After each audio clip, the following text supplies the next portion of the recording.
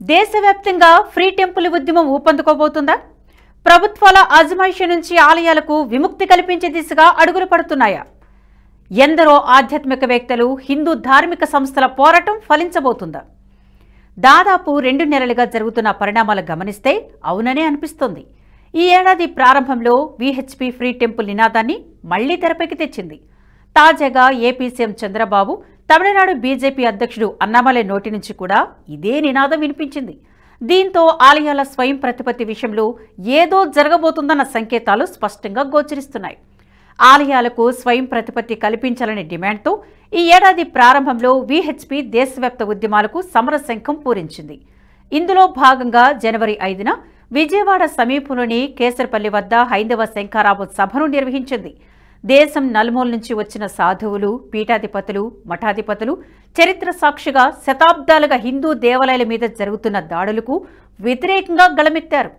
హిందూ ధర్మం మీద దాడులు, హిందువుల పట్ల వివక్ష ఇకపై సాగదని సెక్యులర్ ప్రభుత్వాలను హెచ్చరించారు. ఆలయాలకు స్వయం ప్రతిపత్తి, అన్యమత ఉద్యోగుల తొలగింపు, దేవాలయ ట్రస్టులో రాజకీయేతరుల నియామకంతో పాటు ఆలయాల ఆస్తులు అన్యక్రాంత కాకుండా అడ్డుకోవడం వంటి 9 అంశాలతో కూడిన డిక్లరేషన్ ఇచ్చారు. సీన్ కట్ చేస్తే తిరుపతి వేదికగా international temple convention and expo పేరుతో 2వ అంతర్జాతీయ ఆలయాల సదస్సు జరిగింది. మొదటి రోజు AP CM Chandrababu, Maharashtra CM Devendra Fadnavis, Goa CM Pramod Sawant, కేంద్ర మంత్రి శ్రీపాద యశో నాయక్ హాజరయ్యారు. 58 దేశాల నుంచి వచ్చిన ఆధ్యాత్మికవేత్తలు, వక్తలు పెద్ద ఎత్తున తరలివచ్చారు. 3 రోజుల పాటు కొనసాగిన ఈ సదస్సులో మొదటి రోజు సీఎం చంద్రబాబు పలు కీలక వ్యాఖ్యలు చేశారు. రాష్ట్రంలో ఆలయాలకు స్వతంత్ర ప్రతిపత్తి కల్పిస్తామని, వైదిక ఆగమ వ్యవహారాల్లో ప్రభుత్వ జోక్యం ఉండకుండా చూస్తామన్నారు. దేవాలయాల రక్షణకు ప్రత్యేక కమిటీ ఏర్పాటు చేశామని, ఇటీవలే దేవాదాయ శాఖ చట్టాన్ని సవరించామని కూడా తెలిపారు. అర్చకుల పారితోషికాలు కూడా పెంచిన విషయాన్ని ఆయన గుర్తు చేశారు. దీంతో పాటు దేశంలోని ప్రతి రాష్ట్ర రాజధానులతో పాటు విశ్వనగరాల్లో శ్రీవారి ఆలయాలు నిర్మిస్తామని ప్రకటన చేశారు. ఇక రెండో రోజు సదస్సుకు హాజరైన విహెచ్పి జాతీయ కార్యదర్శి మిలింద్ పరాండే, తమిళనాడు బీజేపీ అధ్యక్షుడు అన్నామలై కూడా ఇలాంటి ప్రకటనే చేశారు. దేశానికి స్వాతంత్ర్యం వచ్చినా ఆలయాలకు విముక్తి లభించలేదంటూ సంచలన వ్యాఖ్యలు చేశారు మిలింద్ పరాండే. దేశవ్యాప్తంగా లక్షలాది ఆలయాలు ఇప్పటికే ప్రభుత్వాల అజమాయిషీలోనే ఉన్నాయని మండిపడ్డారు. ఇది హిందూ సమాజానికే చేటంటూ ఆవేదన వ్యక్తం చేశారు. అప్పట్లో ఆలయాలను గుప్పిట్లో పెట్టుకుని బ్రిటిషర్లు సంపదనంతా దోచుకున్నారని, ఇప్పటికీ అదే కొనసాగుతుందని, దీనికి ముగింపు పలకాలని పిలుపునిచ్చారు. ఇందుకోసం రాజ్య ధార్మిక పరిషత్ పేరుతో ఒక వ్యవస్థను ఏర్పాటు చేయాలన్నారు.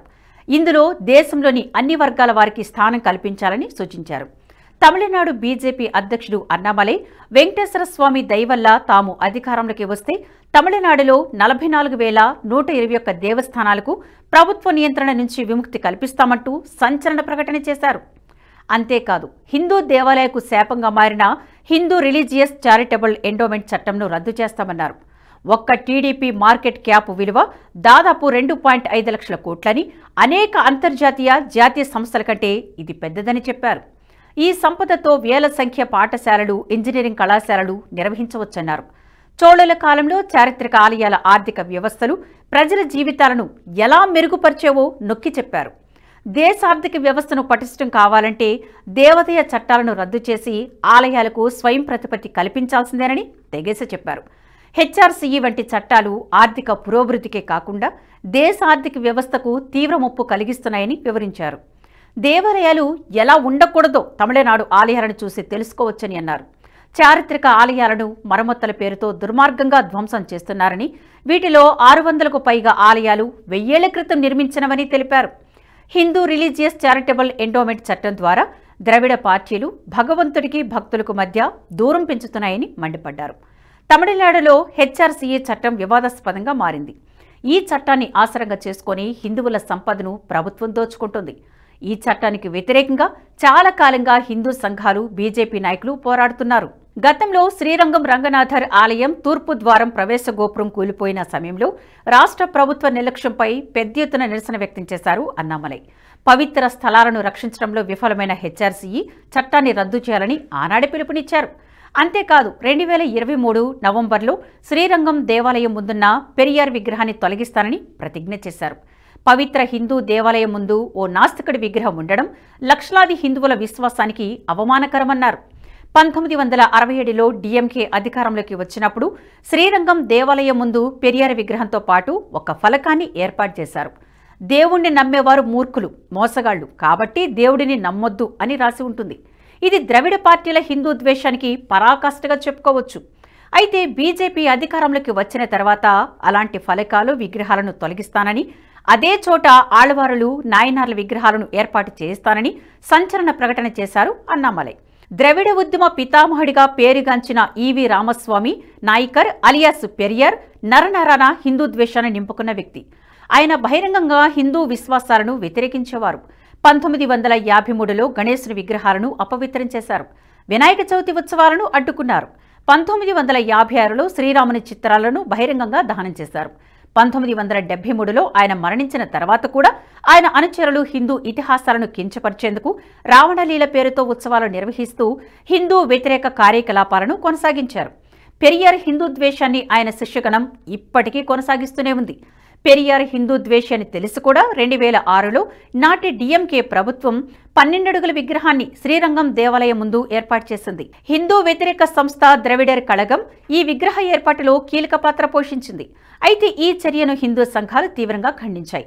మందిరం ముందు నాస్తికుడి విగ్రహాన్ని ఉంచడం భావ్యం కాదని వాదించాయి. 2006లో హిందూ మక్కల్ కక్షి కార్యకర్తలు పెరియార్ విగ్రహాన్ని ధ్వంసం చేయడంతో ఉద్రిక్తతలు చోటు చేసుకున్నాయి. అప్పటి నుంచి అడపాదడపా వివాదాలు చెలరేగుతూనే ఉన్నాయి. ఈ విషయంలో అన్నామలై చాలాసార్లు హెచ్చరికలు చేశారు.